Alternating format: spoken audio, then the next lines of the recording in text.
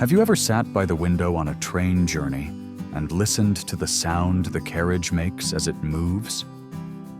That rhythmic clickety-clack, repeating every few seconds, steady as a metronome. It's so associated with train travel, it features in film scores and lullabies. But have you ever wondered what's actually making it? The sound isn't mechanical, it's structural. The train is rolling over gaps, and those gaps are there because of what happens to metal in summer. Hundreds of thousands of kilometers of railway track circle the Earth.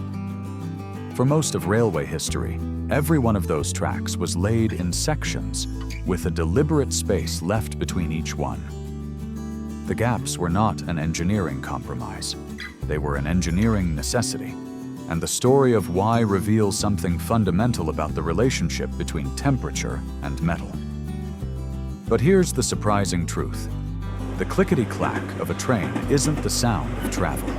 It's the sound of a railway managing physics. Today, we're uncovering why train tracks were built with gaps, what happens to steel when temperature changes, and why the most modern railways have eliminated the gaps, but not the problem they were solving. The answer is in every gap between every rail on every track you have ever crossed. This is always there, never noticed.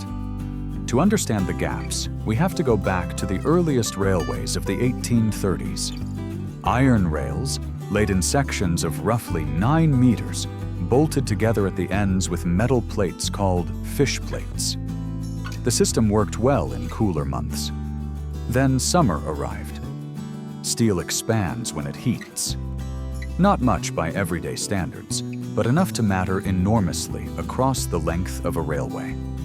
A 9-meter section of steel rail expands by approximately 3 millimeters for every 10 degrees of temperature rise. On a hot summer day, with a swing of 30 degrees from the overnight low, that single section tries to grow by nearly 10 millimeters. Across hundreds of sections, that expansion accumulates fast. Steel under compression doesn't simply get longer. It buckles sideways. A buckled rail is a derailment waiting to happen. Think of it like a strip of wood left in the sun, flat in the morning, warped by afternoon. Now imagine that strip is the surface your vehicle travels on at speed. The gap is the solution.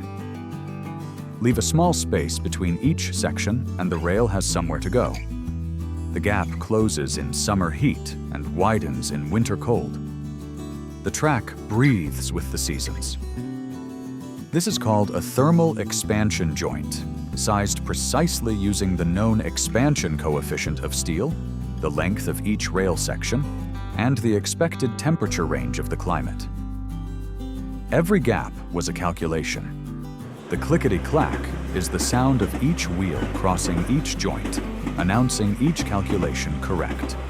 So if the gap works so well, why have modern high-speed railways eliminated it? The answer, as is often the case in history, comes down to the limits of a solution at higher speeds.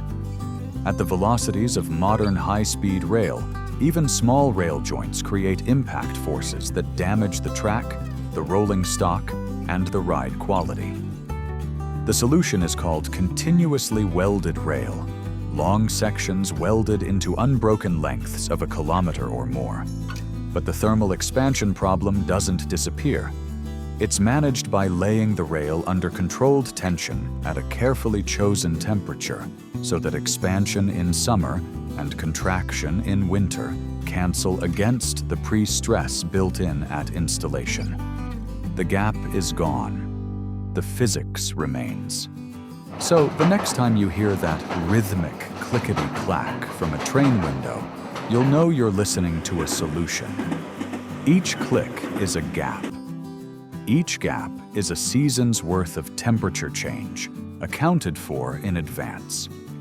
The railway that sounds most alive is the one that planned most carefully for the heat.